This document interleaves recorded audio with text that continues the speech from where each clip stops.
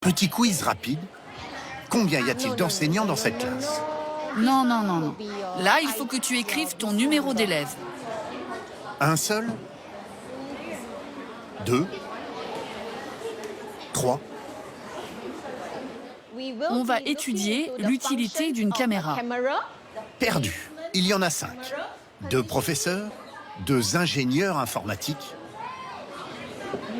Allez, commencez votre travail. Vous pouvez allumer votre ordinateur et vous connecter. Et enfin, un professeur d'informatique qui n'est là que pour vérifier que les ordinateurs fonctionnent bien. Il y a un problème avec le réseau. Voilà pour le premier choc en arrivant de France. Ok, montre-moi ton travail. Le deuxième choc, tout semble dire que nous sommes en cours d'informatique ou de sciences. Suis bien le tracé. Encore perdu. C'est un cours d'art plastique. Est-ce que tu as pensé à inclure tes personnages? Je n'y arrive pas. Qu'est-ce que tu cherches? Une voiture bleue? Les 30 élèves de cette classe de CM1 ont réalisé ces œuvres, des robots en carton. En France, ils auraient sans doute simplement rapporté ces travaux à la maison. À Singapour, ce n'est qu'un point de départ. Ils apprennent ensuite à le prendre en photo. Regarde, quel angle tu veux utiliser pour la photo. Tu peux zoomer, le prendre avec des angles différents. Puis à l'intégrer dans un univers entièrement en 3 dimensions qu'ils créent de A à Z. D'abord, tu effaces ça. Voilà à quoi servent les 2 ingénieurs, embauchés temporairement par l'école. Ce sont des spécialistes de ce logiciel 3D. Tu as beaucoup d'objets. Donc je pense que c'est un peu difficile. On ne ramène plus rien à la maison comme on met tout en ligne. On apprend à prendre des photos et à les mettre sur Internet pour que nos proches puissent voir notre projet. Bilan, de l'art, de la photographie, du code informatique. Un cours classique, dans une école publique classique, à Singapour.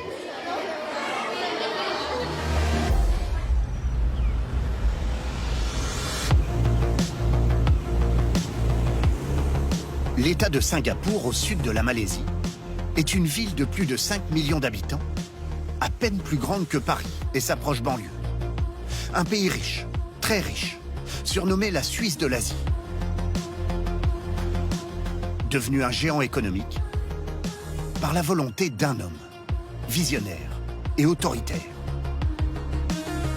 Lee Kuan Yew, le père fondateur du pays, après la fin de la colonisation britannique en 1965. Son intuition? Singapour, sans ressources naturelles, devait tout miser sur l'excellence de ses élèves pour attirer de grands groupes internationaux. Il a donc envoyé des enseignants dans le monde entier pour s'inspirer des meilleurs systèmes éducatifs, américains, britanniques, français.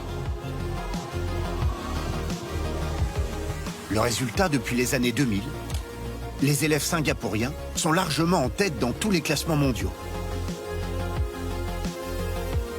Mais attention, Finis d'abord. Pourquoi tu parles autant? Concentre-toi. ces jeunes surmotivés sont soumis à une exigence de résultats intense qui pousse leurs parents à dépenser des fortunes en cours privés. Voilà l'ultra sélective Singapour, ou le chemin angoissant des meilleurs élèves du monde.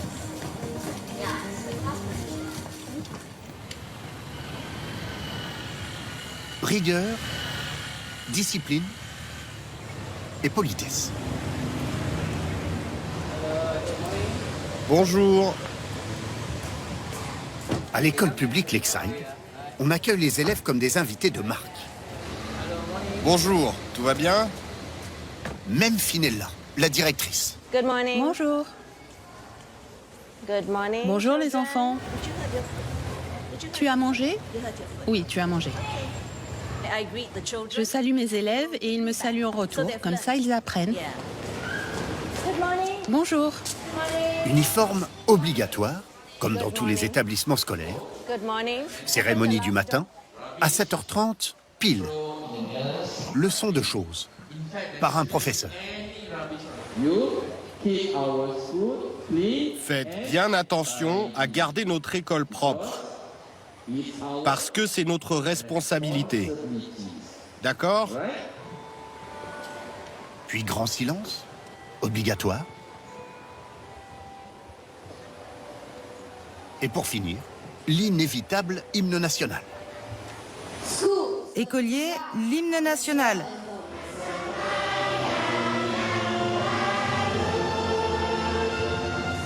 Suivi de la profession de foi singapourienne.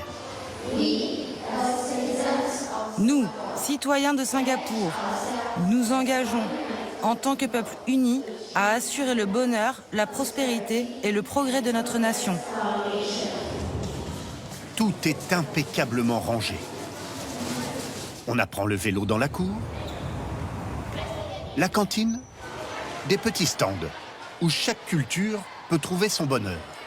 En cours de musique, on se salue en chanson.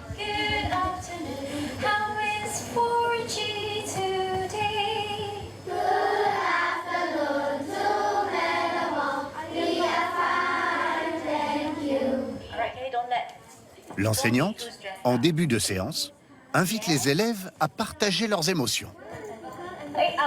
Est-ce que tout le monde écoute? Un peu de respect, s'il vous plaît. Je suis excitée parce que je vais dormir chez une copine ce soir. Ensuite, les moyens semblent infinis. Le deuxième rang, prenez votre ukulélé. Chaque élève a son propre instrument, sa propre tablette, tous deux fournis par l'école. Dès que l'on apprend quelque chose en théorie, Vous êtes prêts? Allez-y. Vous n'avez qu'1 minute 30.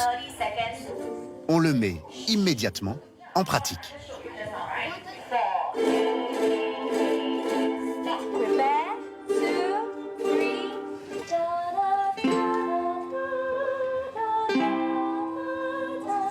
Résultat, des élèves qui s'amusent à jouer du Strauss à plusieurs mains dans la cour à l'heure du déjeuner.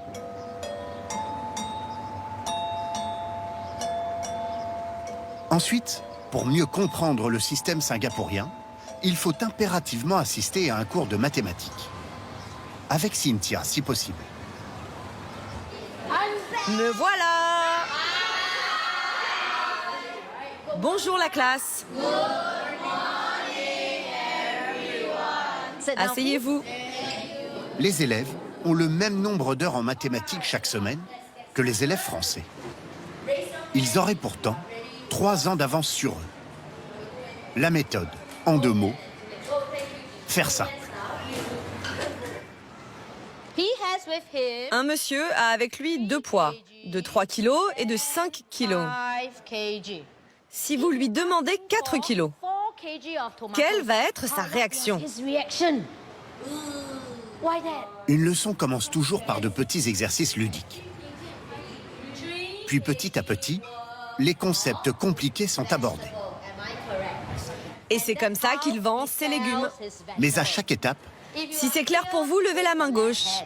on vérifie d'abord que tout le monde a bien compris. Et pour cela, après les ordinateurs en art plastique, les tablettes en musique, voilà les smartphones en maths. Allez sur votre espace personnel. Un gadget? Pas sûr. Tous les élèves sont connectés et l'enseignante à chaque exercice peut voir qui a faux Posez votre téléphone. et lui venir en aide. Vous êtes tous bien connectés? Là, tu as mis 6 kilos et 5 kilos. Ça fait 11 kilos. J'ai l'impression qu'on apprend mieux avec les téléphones. Je pense qu'il y a dans la classe des élèves qui trouvent le papier ennuyeux. Donc ils sont excités à l'idée d'utiliser le téléphone. Plus surprenant encore, pour être sûr que le cours de l'enseignante est suffisamment clair, un collègue s'est installé au fond de la classe.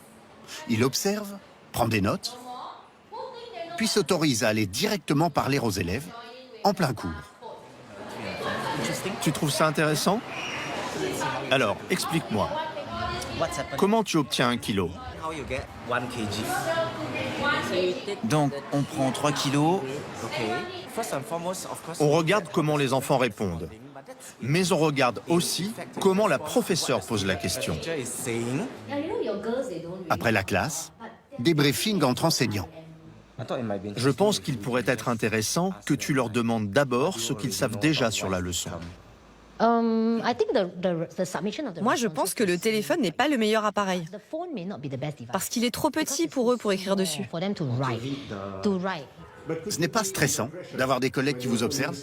Non, parce que mes collègues sont là pour moi. Même un enseignant très expérimenté finit par avoir des faiblesses après avoir enseigné la même chose pendant des années. Et ces faiblesses ne peuvent être détectées que par des collègues qui nous observent en action. Il faut avoir le courage d'ouvrir sa classe, parce que les choses ne se passent jamais comme prévu. Et il faut de l'humilité pour accepter d'apprendre les uns des autres, car nous pensons que c'est une façon très puissante de progresser. C'est un autre secret du système singapourien.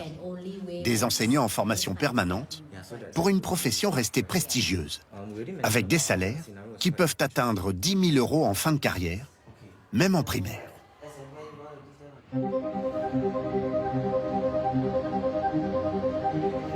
La journée d'un élève est plus courte à Singapour qu'en France. 5 heures de cours contre 6 pour nos élèves de primaire. En revanche, une fois sortis de l'école, une deuxième journée de scolarité commence, aussi longue bien souvent. 13h30, Caris est sorti plus tôt de son travail pour venir chercher ses enfants.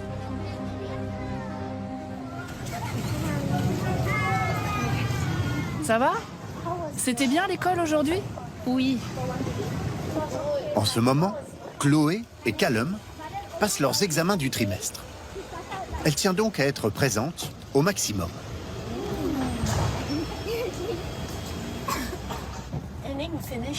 Vous avez réussi à finir l'interro à temps? Oui, j'ai même eu 15 minutes d'avance pour tout relire. Moi, seulement 5 minutes. J'ai l'impression que c'est stressant pour les enfants, mais aussi pour les parents. Oui. On est très préoccupés par les notes qu'ils vont réussir à avoir. Votre maman, elle est très stressée, là, non? Oui. Vous le sentez à quoi? La façon dont elle parle. Quand elle est vraiment très stressée, elle parle très vite. C'est vrai? Oui. Caris travaille dans les assurances. Son mari est ingénieur informatique. Ils gagnent très bien leur vie, bien au-delà des 6 500 € de salaire brut moyen. Leur quotidien gravite autour de la réussite de leurs enfants. Maman, on commence à quelle heure nos devoirs? On commence à 15h. Et quelle heure est-il? 14h40. La récréation dure en moyenne 1 heure. C'est un moment que tu aimes bien, là? Être au calme après l'école? Oui. Pourquoi? Parce qu'après ça, on va faire nos devoirs tout le temps et puis partir en cours privé. Ensuite, on ne plaisante plus. Caris organise tout, surveille tout. Dès 15h, l'école reprend. Chloé, je pense que tu peux commencer par ça. Arrête de jouer. Fais cet exercice que tu n'as pas fini hier. Concentre-toi et termine. Pourquoi tu parles autant? Tu es fatigué? Non.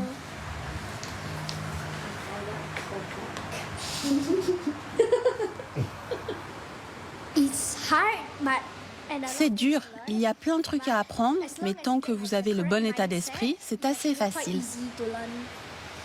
Est-ce que tu l'as, ce bon état d'esprit? Oui. Oui, je l'ai. On ne peut pas dire « Oh non, encore des devoirs, c'est tellement ennuyeux ». Il vaut mieux dire « Je vais faire ça vite et bien pour qu'il n'y ait pas de correction. Et après, je pourrai me détendre ».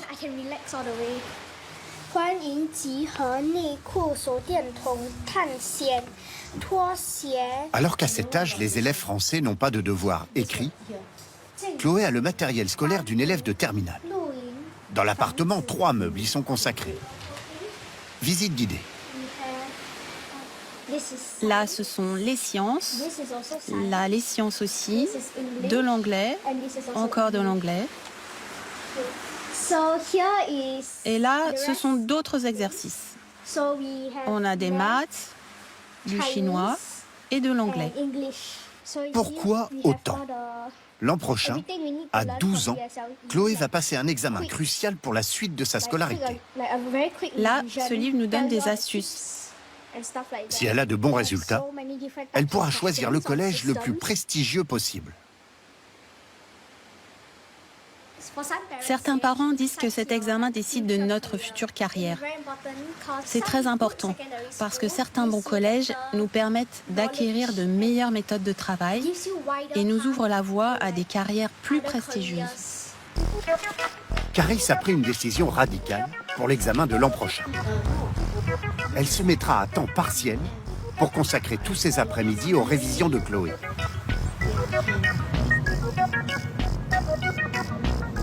Sacrifice familial, comme celui de dépenser 20 000 € en cours privés chaque année pour mettre toutes les chances de leur côté.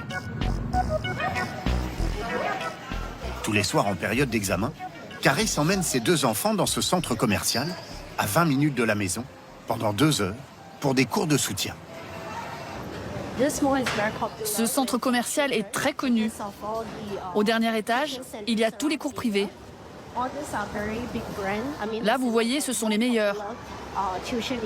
Celui-là, par exemple, il est juste pour l'apprentissage du chinois. Il y en a dans toutes les matières, même en musique. Chacun vendant sur sa devanture les résultats de quelques élèves prodiges. Même pour des cours privés, il y a une sélection. Oui, c'est ridicule. Certains de ces cours, avant même d'accepter des élèves, leur demandent leurs résultats et dans quelle école primaire ils sont. C'est complètement fou. Même pour du soutien, il y a un processus de sélection. En regardant bien, dans tous les restaurants et cafés du centre commercial, des parents, seuls, qui attendent. Je suis habituée, comme beaucoup de parents singapouriens. L'avantage, c'est que je suis dans un centre commercial. Il y a des magasins, de la nourriture. Donc, ce n'est pas si ennuyeux. Certains enseignants savent parfaitement comment surfer sur l'ambition des parents singapouriens. Si vous fixez un prix maximum, quel va être ce prix? Prenez Eugène To. Il y a 14 ans, il a créé une entreprise de soutien scolaire, qui est aujourd'hui une mini-usine. En apparence, sa salle de classe est minuscule. Prenez votre cahier d'exercice, page 54. Mais la majeure partie de ses élèves étudient à distance. Là, ils sont 29. Donc si vous faites l'addition, on est 40 en cours. 40 élèves, à 80 € en moyenne par leçon. Eugène a 8 leçons par jour et emploie 15 autres professeurs. Il est même possible de prendre un cours privé avec lui, 140 € la séance. Donc finalement, combien ça va coûter d'offrir tous ces concerts à Singapour? Lui s'occupe du collège et du lycée.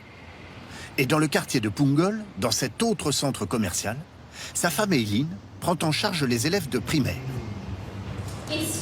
Là, vous voyez très clairement qu'il y a un triangle rectangle. Certains ne sont là que pour 2 heures par semaine, dans une seule matière. Mais d'autres... Qui a 3 cours privés, 4 cours privés. 4 leçons de 2 heures pour Alissa, soit 8 heures de soutien par semaine. Ce n'est pas trop, 4 cours de soutien? Si, parce que j'ai des cours privés chaque jour, donc c'est trop. Et ça me rajoute des devoirs. Et tes parents, ils en disent quoi? Ils me disent que ça m'aide. Mais moi, je pense pas. Pourquoi? Il y en a trop. Et trop de devoirs aussi. Toi, tu en as combien? 4 par semaine. Et c'est assez? Tu en veux plus? Non, non. Quant à Juliana, record de la salle. Pourquoi?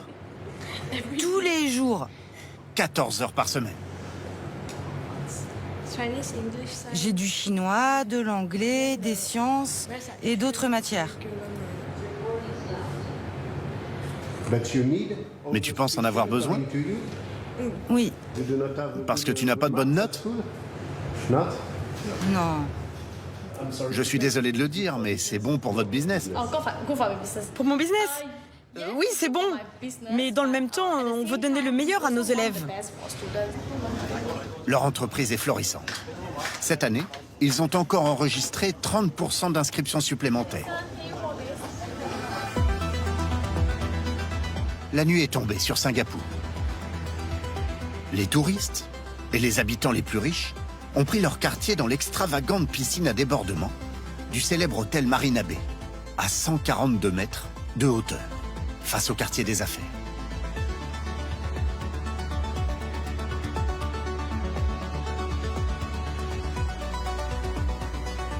Mais pour les enfants de Caris, la journée de travail continue.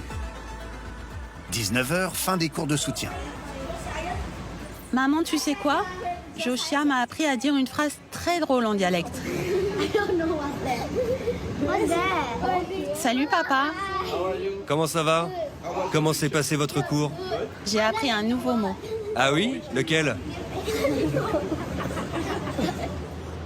Ils sont rejoints par Roland, leur papa, un Français installé à Singapour depuis 10 ans. Tu as bien réussi? Oui.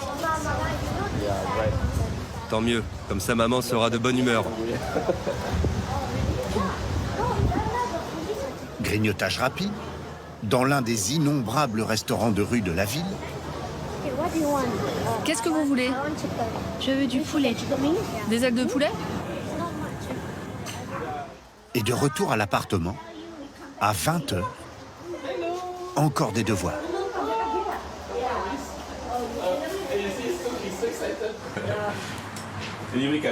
Callum, après ça, on se détend. Et on pourra jouer à la console, hein? Oui, si tu finis tôt. Si tu fais tout bien, tu pourras faire ce que tu voudras de 22h à 22h30. En tout, Chloé et Callum auront travaillé 10 heures aujourd'hui. Un rythme de vie que Roland, qui a grandi à Troyes en France, juge sévèrement, même s'il s'y soumet. Ça m'inspire un peu de la tristesse parce qu'ici, à Singapour, j'ai l'impression que les enfants n'ont pas trop d'enfance. Hein. Et puis surtout, le temps qu'on passe en famille est très restreint et on passe la majorité de notre temps à faire les devoirs avec les enfants au final. Quel type d'adulte ça donne, cette éducation ultra compétitive? Ça donne des adultes qui sont assez bons dans les tâches, qui sont assez bien définis. Mais par contre, il y a assez couramment quand même un manque de prise d'initiative. Et comment vous l'expliquez? Je l'explique par le fait que c'est un peu toute leur vie, ils ont peut-être habitué à faire du bachotage, donc à répéter les exercices, à refaire un peu les méthodes qu'on nous apprend à l'école. Donc au final, ça annule un peu la partie créativité. Voilà pourquoi peu de ces élèves, pourtant si performants, parviennent ensuite à devenir des managers de très haut niveau. Pour y remédier, le gouvernement singapourien, avec ses moyens considérables, a engagé des réformes depuis plusieurs années. Désormais, la créativité et l'apprentissage des rapports humains sont au programme, en plus de toutes les autres matières.